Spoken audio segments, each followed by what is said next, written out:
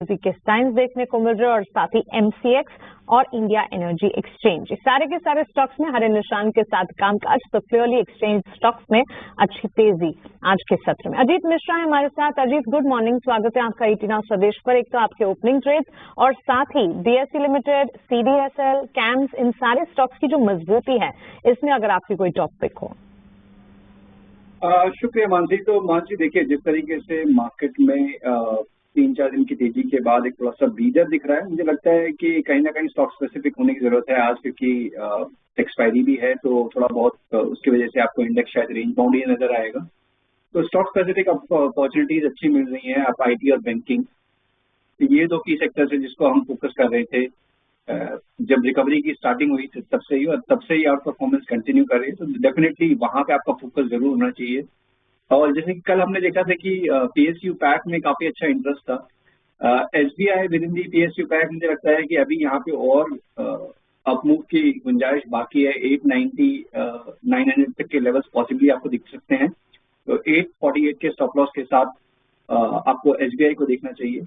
साथ ही साथ जैसे कि आपने बताया, प्लेटफॉर्म स्टॉक्स में डेफिनेटली अच्छा ट्रैक्शन देखने को मिल रहा है। तो सीडीएसएल में बेसिकली काफी लंबे टाइम बाद एक कंसोलिडेशन जो कि अपने रिकॉर्ड हाई के पास था उसका एंड हुआ है। स्टॉक ऑलरेडी 3.5% ऊपर हो चुका है, रिकॉर्ड हाई पे है, वॉल्यूम्स अच्छे हैं। बट मुझे एंटिसिपेशन है कि ये मूव कंटिन्यू रह सकता है। तो यहाँ पे भी लॉन्ग की रिकमेंडेशन होगी करीब 1720 के स्टॉप लॉस के साथ 1950 तक के पोजीशन टारगेट के लिए। ठीक है अजीत सर, आपके दोनों शेयर हमने नोटिस कर लिए मार्केट के खुलते सार ही। अब जरा कुछ एक और शेयर मेरी तरफ से भी आप जरा बताइएगा कि इनमें क्या करना चाहिए। मैं जरा बस एक ओपन कर दूं। यस, टाटा एलेक्सी में आपको पिछले 3-4 दिन से नोटिस करा रहे हैं। आप देखो 7300 का शेयर हो गया।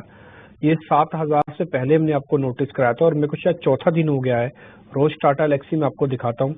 और जब सीरीज की शुरुआत हुई थी तभी से इसने कहते ना पूत के पांव पालने में दिख जाते हैं, तो वैसे दिखने लग गए थे और लग रहा था कि सीरीज के कुछ ना कुछ करेगा जरूर। और आप देखो इसका दिखाना जरा 5 दिन का चार्ट दिखाओ, 5 डेज ओनली, या 3 डेज दिखाओ या 5 डेज दिखाओ, जैसे भी आप दिखा सको एक बार दिखाओ। तो आप देखेंगे टाटा एलेक्सी बढ़िया शेयर चला हुआ है। अजीत सर, क्या इसकी प्रॉफिट बुकिंग करनी है कि अभी और चलेगा? 7400 तक के ज्यादातर लोगों ने टारगेट दिए थे। ये देखिए 600 रुपए चला है सिर्फ 7 दिन में, 9%। देखिए डिब्बी, काफी लंबा टाइम हो गया इसको कंसोलिडेशन में ना। अगर आप देखेंगे तो 2022 अगस्त में इसने अपने हाइज बनाए थे, उसके बाद से ये एक रेंज में ये स्ट्रगल कर रहा था। तो मेरे हिसाब से अभी ये बिगिनिंग है एक रिकवरी की, क्योंकि अभी आपने लोअर बैंड करीब 6000 के पास रीटेस्ट किया था, वहां से आप रिकवरी देख रहे हैं। कल स्टॉक ने इनफैक्ट आज के सेशन में स्टॉक ने अपने 200 डेज को भी रिक्लेम कर लिया है। तो मुझे लगता है कि यहाँ पे ट्रेडिंग स्टॉप लॉस के साथ आपको बने रहना चाहिए। यहाँ पे आपका ट्रेडिंग स्टॉप लॉस करीब 7170 के पास बनता है, जो कि 100 EMA के पास का जोन है। तो अगर आप ओके हैं उसके साथ तो डेफिनेटली आपको बने रहना चाहिए। अगर आप चाहते हैं कि आपने 6800 7000 के पास बाय किया था, थोड़ा बुक करना चाहिए partially, you can definitely do that. But remaining के लिए 7170 के स्टॉप लॉस के साथ आपको होल्ड करना चाहिए। इसी स्विंग में शायद 7600 7700 तक के लेवल्स आपको देखने को मिल जाएंगे।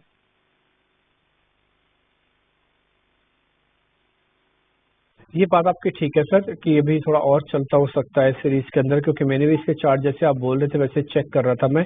देखो रिस्क रिवॉर्ड थोड़ा सा खराब हुआ नए वालों के लिए, अगर थोड़ा पहले ले लिया होता तो ज्यादा ठीक था। लेकिन फिर भी 7170 अब जिनके पास पड़ा वो एक स्टॉप डालें और नया टारगेट के लिए अचीव करें। ट्रेड जब ग्रिप में आ जाए ना तो trailing stop loss one of the finest तरीका है। सौदा ग्रिप में आ जाए फिर पूरा पैसा बनाओ ना। आधा अधूरा पैसा बनाने से क्या होता है, फिर आपकी आंखों के सामने यही 7300 वाला 7500 हो जाएगा। आपको जो 300 रुपए आया है उसकी खुशी नहीं होगी, जो 200 रुपए चलेंगे उसका दुख ज्यादा होगा कि हे भगवान हम थोड़ा सा और रख लेते, हमने सौदा ले ही लिया था, रिस्क ले ही लिया था, प्रॉफिट में आ ही गए थे तो 200 रुपए और रख लेते, एक दिन और रख लेते तो 200 रुपए हमको मिल जाते। ये मानसिकता बता रहा हूँ मैं आपको ट्रेडर्स की, स्विंग ट्रेडर्स की टिपिकली, है ना। तो फिर होता क्या है ना, आपके मजे में खलल पड़ जाता है। तो इसलिए थोड़ा और सही ट्रेलिंग स्टॉप लॉस लगाना इस समय सबसे बेस्ट तरीका है। अभी आप सीडीएसएल की बात बोल रहे थे, वो तो ठीक है वो शेयर। तो सर एक और शेयर मेरे को स्क्रीन पर दिख रहा है, जरा उस पर भी आपका रिकमेंडेशन चाहिए। जस्ट अ मिनट, मैं उसका नाम बता रहा हूँ आपको। 1 मिनट सर। यस, वो शेयर है कफोर्ज। सर कितना और चल सकता है ये कफोर्ज? अजीत सर एक बार जरा चेक करना। देखिए रिप्पी, यहाँ तो आप देखेंगे तो एक वन साइडेड जो रैली है मई मंथ से जो शुरू हुई थी करीब 4,000 से, बीच बीच में थोड़े बहुत पॉज जरूर आए हैं, मार्जिनल गिरावट जरूर आई है, बट बहुत स्ट्रांगली उस मोमेंटम को ये मेंटेन किया हुआ है। अभी भी काफी टाइट रेंज में कंसोलिडेट कर रहा था ये पिछले करीब 7-8 दिनों में, बट आज दोबारा से यहाँ पे आपको ट्रैक्शन देखने को मिल रहा है। तो मेरे हिसाब से जब तक ट्रेंड पॉजिटिव है, स्टॉक अपना बायस मेंटेन किया हुआ है, तब तक आपको बने रहना चाहिए। यहाँ पे 8600 के स्टॉप लॉस के साथ क्लोजिंग बेसिस पे मेरे हिसाब से आपको पोजीशन को मेंटेन करना चाहिए और ट्रेड करते रहना चाहिए। हर 3-4% के मूव पे करीब 1-1.5% आप ट्रेड करते रहिए, यही एक तरीका है। मतलब ऊपर पे कोई रेजिस्टेंस नहीं है, आप रिकॉर्ड हाई पे हैं। खैर देखते ही देखते इस बीच आपकी बैंक निफ्टी की 24,375 यानी कि 350 के नीचे आते ही मार्केट अपना रिदम खो सकता है तेजी का, जो अभी तक छोटा मोटा ऊपर आ जाता है ना। ये आई रिपीट माई सेल्फ, ये 24,350, अभी हम 450 पे चल रहे हैं। 350 100 पॉइंट मार्केट के लिए माफ है, आप ले आओ नीचे, कोई दिक्कत नहीं, लेकिन 100 पॉइंट से ज्यादा गिराना मार्केट तो अपनी रिदम खोएगा। थोड़ा ध्यान रखना डेली चार्ट पर, जिसने रिदम क्रिएट की है। आगे बढ़ते हैं, अब HDFC चेक करवाता हूं मैं अजीत सर से। अजीत सर, आज एक रिपोर्ट भी आई थी, उस रिपोर्ट ने बड़ा ही अजीब सा एक लॉजिक दिया। वो ये कहते हैं कि जब भी मैक्रो डाटा खराब होगा तो HDFC के अंदर पैसे को पार्क कर दो, लेकिन जैसे ही मैक्रो डाटा ठीक हो जाएगा, बाजार की स्थिति ठीक हो जाएगी, HDFC से बाहर निकल आओ, क्योंकि फिर वो प्रॉफिट बुकिंग कराएगा। यानी कि ये दुखों का साथी है, सुख का साथी नहीं है। तो ये 1850 पे एक बार पैसा बुक करके बाहर आ जाए या भी थोड़ा रुके इसके अंदर? देखिए रिम्पी, कुछ लंबा टाइम हो गया अंडर परफॉर्मेंस का, तो शायद उनके कुछ ऐसे रीजनिंग होंगे, बट मुझे लगता है कि अब HDFC में मल्टी ईयर ब्रेकआउट हो चुके हैं, तो कोई भी रीजन मुझे नहीं लगता है कि यहाँ से आपको निकलने की जरूरत है। In fact I not be surprise कि आपको 2050 से लेकर 2100 तक की रेंज आने वाले टाइम में जल्दी दिख जाएगी, तो डेफिनेटली इसमें बने रहना चाहिए। 2 दिनों से हम देख रहे हैं कि FIs का पॉजिटिव डेटा, तो हम सबको पता है कि जब भी उनकी शुरुआत होती है तो शुरुआत होती है प्राइवेट बैंकिंग मेजर IT से, तो थोड़ा भी सपोर्ट अगर वहां से भी आता है और अर्निंग्स की तरफ से भी जो भी चैलेंजेस थे वो थोड़े सबसाइड होते हैं डिपॉजिट रेशियो को लेकर, तो सारे फैक्टर्स बेसिकली इंडिकेट यही कर रहे हैं कि अब एटलीस्ट इतने लंबे टाइम के बाद जो ब्रेकआउट आया है वो उतनी जल्दी फेड आउट होने वाला नहीं है। वो जब तक कि आप एक तरह से मान के चलिए कि 1700 के जब तक आप ऊपर हैं, तब तक कोई भी रीजन नहीं है HDFC में बेचने का। ठीक है, तो कोई रीजन नहीं है HDFC में बेचने का, फिलहाल ये नजरिया आता हुआ दिख रहा है और हम देख भी रहे हैं कि स्टॉक में जबरदस्त तेजी है। हालांकि आज थोड़ा सा सुस्त वो जरूर है, पर अभी भी पॉजिटिव नजरिया बरकरार है। पर इस मार्केट की वॉलेटिलिटी के बीच 2 काउंटर्स जो कि काफी मजबूती से ऊपर जा रहे हैं, वो है एक्सचेंज रिलेटेड स्टॉक्स, जहां पर BSE और CDSL ये दोनों ही काउंटर ऑफ गेनर की लिस्ट में एक बार आता हुआ दिखा है। एक बार अजीत भारती एयरटेल पे चार्ट चेक देंगे, क्योंकि हाल फिलहाल पिछले 2 दिनों से गिरावट का शिकार जरूर हुआ है, पर जो इनसाइड कैंडल बनाने की कोशिश है, कैसे देख रहे हैं आप इसको, और क्या यहाँ पे कोई फ्रेश ट्रेड का नजरिया है? सृष्टि, देखिए काफी अच्छी रिकवरी देखने को मिली थी हमें अभी कुछ टाइम पहले ही 1500 से 1650 तक का एक रिट्रेसमेंट हुआ था। अब थोड़ा सा मुझे लग रहा है कि रेंज बाउंड बायस जिस तरीके से इसमें डिप आया है, शायद ही आपको रेंज बाउंड बायस इसमें नजर आएगा, और उसी तरीके की पोजीशन भी ऑप्शंस में बिल्ड होती हुई नजर आ रही है, जहां पे कि 1600 पे बोथ कॉल और ऑप्शन पुट ऑप्शन वाले जो सेलर्स हैं वो एक्टिव हो गए हैं। तो शॉर्ट टर्म में शायद आपको ये एक रेंज में नजर आए, बट पोजिशनली अगर आप बात करें तो डेफिनेटली 1540 मेरे हिसाब से इसका एक बेस रहेगा। जब तक ये होल्ड कर रहा है तब तक बायस दोबारा से रहेगा कि रिकवरी देके 1660 जो प्रीवियस स्विंग हाई था उसको क्रॉस करके 1680 1700 के लेवल तक जाए, बट नियर टर्म पे शायद आपको कंसोलिडेशन थोड़ा सा ज्यादा टाइम तक के लिए सहना पड़ सकता है।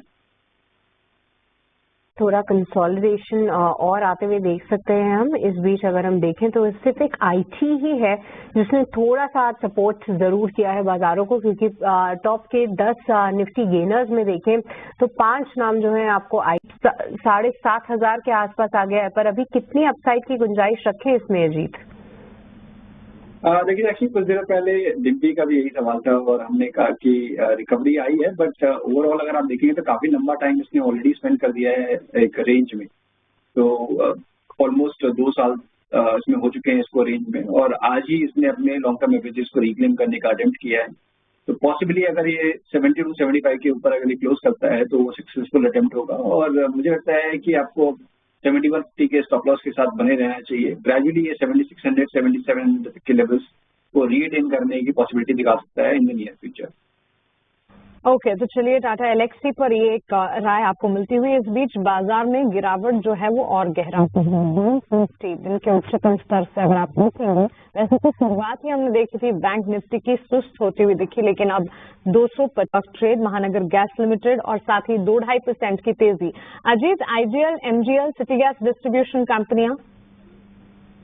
बिल्कुल, देखिए मानसी, काफी कुछ सहा है इन स्टॉक्स ने पिछले 2 महीनों में। जिस तरीके से करेक्शन करीब 1950 से लेकर 1050 तक के लेवल्स, काफी शार्प डिक्लाइन यूजुअल नहीं होता है इनके लिए।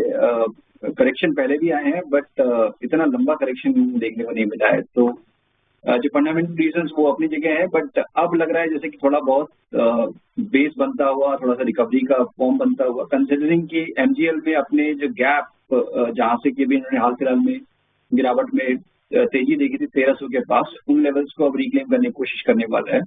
आज ये अपने 20 EMA के पास बेसिकली अभी ट्रेड कर रहा है। तो पोटेंशियल अगर आप मान के चले कि 1285 पे क्रॉस कर पाता है तो 1300-1350 तक के लेवल्स में देखने को आपको मिल सकते हैं। तो 1250 के स्टॉप लॉस के साथ जिनके पास पोजीशन है वो बने रहिए। फ्रेश बाइंग के लिए अभी वेट करना चाहिए। सेम आईजीएल में भी देखिए वही अटेम्प्ट है कि जो गैप था बेसिकली 400 के पास खुल गया था स्टॉक में, वो फिल होने का अटेम्प्ट करने वाला है, और स्टॉक ऑलरेडी 10% करीब गेन कर चुका है इस वीक में। थोड़ा कंसोलिडेशन की पॉसिबिलिटी ज्यादा है। तो जिनके पास पोजीशन है वो बने रह सकते हैं 360 के स्टॉप लॉस के साथ। फ्रेश बाइंग के लिए अभी वेट करना चाहिए, और ग्रेजुअली इसमें जो गैप फिल करने का पोटेंशियल दिखता है कि 390-400 तक के लेवल्स आपको शायद दिख जाए।